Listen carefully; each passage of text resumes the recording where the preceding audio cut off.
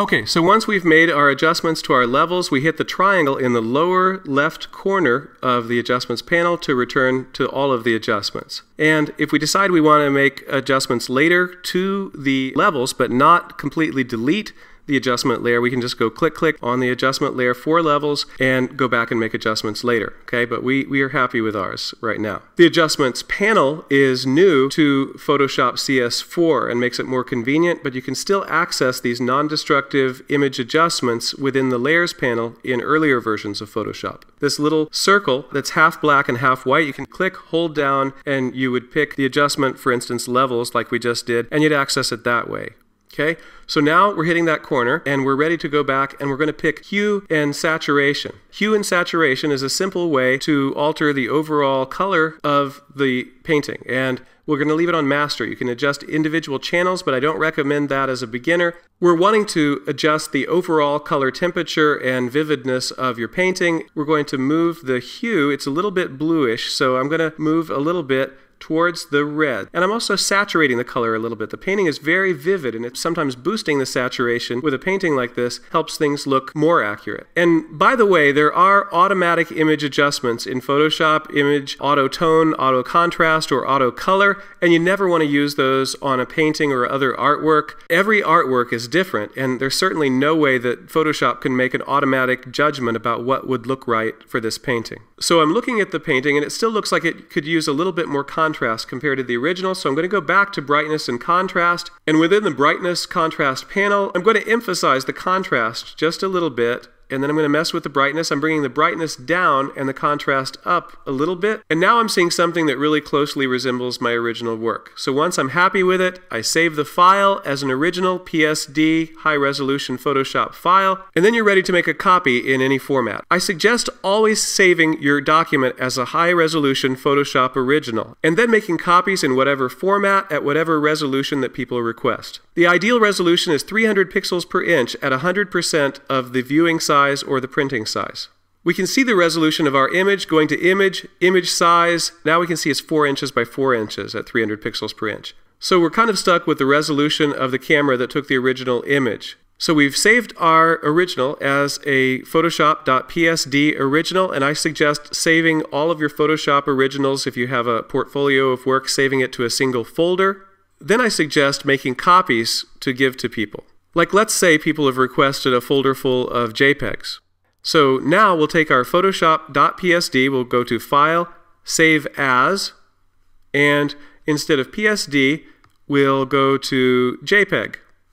So it's in a JPEG format, and it's on the desktop. I'm going to make a new folder, and I'm going to call it Podcast Art, and create.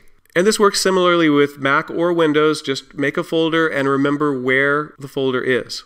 We hit save, and then we get JPEG options. This has to do with the quality of the image. You could make a smaller file size, which is indicated here, but less quality. For instance, if you wanted to have something on the internet that would load quickly. But in our case, we're just working with preparing images for a portfolio, and as long as it's okay with the person you're giving it to, we can make our image pretty high in quality. Here's the file size. We can hit OK, and we've created a JPEG copy. In terms of organizing your image, I suggest keeping all of your original Photoshop.psd formatted images in a single folder that's clearly labeled, and maybe keep a separate folder of JPEG copies, and then keep a separate folder of PDF copies too. PDF and JPEGs are formats that are pretty ubiquitous. They could pretty much be opened on any computer. If you wanted to save for the web, you'd reduce image size 72 pixels per inch at whatever size you're going to want to use it on the web. Hit OK, and then go to, I'll zoom in so you can see it, File, instead of Save As, save for Web and Devices. And you can see a preview, and it helps prepare images. We want to pick JPEG for continuous tone images, and you can see the presets and what the quality would be, how it will look, and what the file size would be. Once you're happy with the settings, hit Save and save your image. So let's talk about preparing three-dimensional artwork. It's a little bit different. Like any other object in three-dimensional space, we're going to adjust the values and the tones to reflect the most detail in the highlights and the mid-range and the darkest areas without losing any of the detail. Okay, so we're going to go to the Adjustments panel and we're going to select Levels. We can see that there's not a lot of information in the dark range, so I'm going to bring that over until It looks okay, and then I'm going to adjust the mid-range to compensate for it. The highlights, there's a lot that's been washed out in the simple photograph that we took here, so I don't think I'm going to adjust this any further. I'm going to bring the mid-range over here. I'm going to move this arrow a little to the right and try to bring out a little bit more of the character of the piece that maybe was missing and washed out by the flash photography. So now that we've adjusted the value properly, let's go back to the adjustments panel, and we're going to select hue and saturation and adjust the color. So there's not a lot of color information to work with, but I do know that, for instance, the original vase was a little bit warmer in color. We're going to move it so it's a little bit warmer and maybe just saturate it a tiny bit. So our work here is done. We save the file as a high-resolution Photoshop original, and then we can save as and make a copy in whatever format we'd want. So one way to give people a portfolio of images is to give them a folder filled with JPEGs or PDFs of your images, and they can open them and look at them. Another common way to make a digital portfolio is to organize it as a PowerPoint presentation. So we've opened up PowerPoint, and we have a blank document here, and we will click here, and we'll just type title. You can adjust things like type size and typeface just like you would in a word processor. And we get rid of boxes by selecting them and deleting them if we don't need them. I suggest keeping the PowerPoint presentation very simple. We're really showcasing your artwork, and that's where the creativity should be visible, and you should just make it as easy as possible for people to view your artwork and be able to make an accurate assessment. So we have the title page, and then we'll go to the new slide icon with the plus on it and click to create a new slide. Now for this slide, we want to select this box and delete it, and then bring this box further down because we're going to type the information for your slide. Generally speaking, we want the title of the piece, the artist, the medium, oil, etc., and the date. And that's a little big. That might detract from our artwork, so I'm going to select it, and I'm going to go over here to the formatting palette. I'll bring that in so you can see it. Here's the formatting palette that was floating outside of our little film here, and I'm going to change the type size to maybe something around 32, and we'll move this out of the way. So now we're ready to insert the picture. We go to Insert, Picture, and we have to navigate to it. We know it's on the desktop, and it's in a folder, Podcast Art. I go click to open it, and I select laurapainting.jpg, insert, and it appears. So we're going to shrink the image by grabbing one of the corners and stretching it until we can see our type as well. And then we're going to center it.